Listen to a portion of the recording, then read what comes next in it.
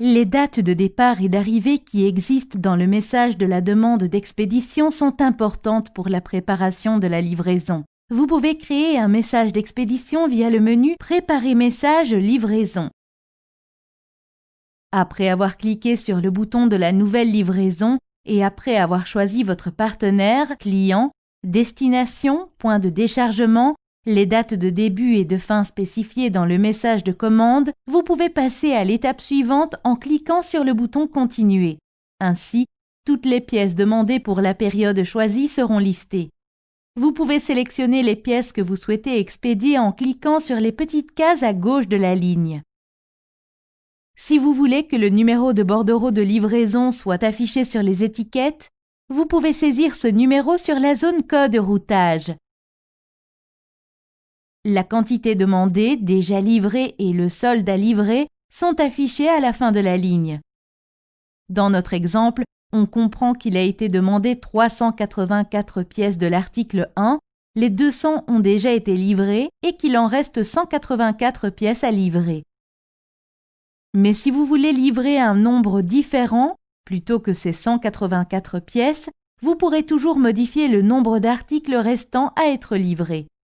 Si vous voulez que le numéro de lot soit affiché sur les étiquettes, ou bien si vous voulez faire une palette mixte, vous devez préparer les étiquettes manuellement. Si ce n'est pas le cas, pour faire préparer les étiquettes en automatique, vous pouvez cliquer sur cette petite case de l'onglet rouge du « Préparer les étiquettes des palettes et des colis en automatique ». En cliquant sur le bouton « Continuer », vous pouvez passer à l'étape suivante. Vous pouvez créer les étiquettes des palettes en cliquant sur le bouton jaune. En cliquant sur le point d'exclamation à droite de la ligne d'article, une petite fenêtre va s'ouvrir. Suivant la quantité des pièces à livrer et le nombre de pièces que peut contenir l'emballage de livraison, le nombre de colis à être préparés sera automatiquement calculé. Dans notre exemple, il s'agit de la préparation d'une étiquette de colis contenant 8 pièces et 8 étiquettes contenant 8 pièces pour 24 articles. Dans la zone numéro de lot, vous pouvez saisir le numéro de lot et quand vous cliquez sur le bouton Préparer, un message de validation sera affiché. En cliquant sur Valider, vous pouvez passer à la préparation des étiquettes des colis. Vous pouvez également préparer les étiquettes des colis en cliquant sur Préparer sans saisir les numéros des lots. Après avoir sélectionné toutes les étiquettes que vous allez utiliser pour la livraison, en cliquant sur Allier, vous pourrez terminer la préparation des étiquettes.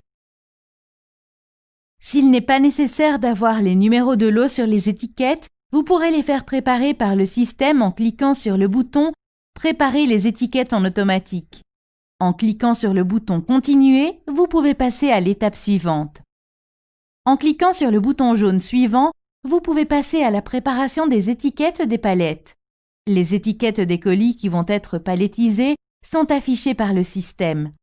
Les pièces qui vont être envoyées uniquement dans des colis sans être palettisés vont être indiquées par S et ceux qui vont être seulement dans les palettes vont être indiqués par M.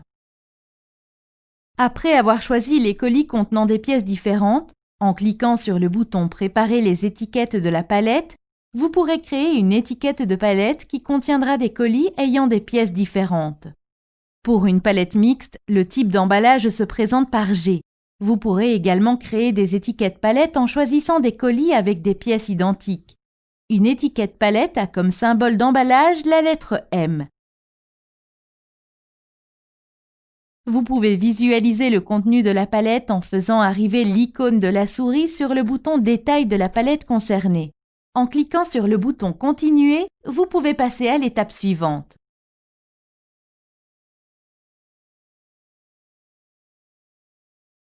Lorsque vous cliquez sur le bouton bleu, toutes les étiquettes palettes et des colis seront listées. En cliquant sur Print, vous pourrez imprimer cette liste. Si vous allez cliquer sur le bouton orange, vous pourrez télécharger le dossier concerné en format PDF.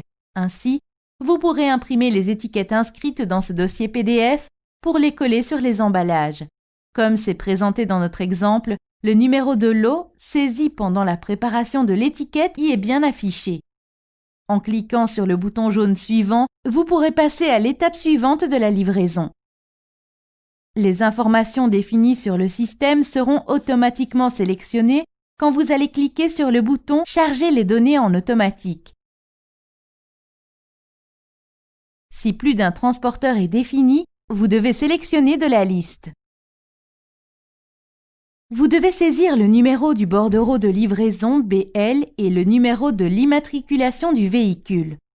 L'heure et la date du chargement, l'heure estimée d'arrivée et de départ seront sélectionnés par le système comme étant la date et l'heure actuelle. Vous devez être sûr de l'exactitude des informations de date et d'heure. Vous pouvez changer la date en cliquant sur l'icône calendrier. Après avoir choisi la personne responsable de la livraison, vous pouvez passer à l'étape suivante en cliquant sur le bouton « Continuer ». Lorsque vous cliquez sur le numéro de l'avis d'expédition, toutes les informations concernant la livraison préparée seront affichées dans la fenêtre ouverte. La possibilité d'envoyer un message ASN erroné sera réduite si vous allez vérifier sur cet écran l'exactitude des informations avant de les mettre vers votre client. Vous pouvez télécharger le bordereau de livraison en appuyant sur le bouton « Télécharger le BL » de couleur violette.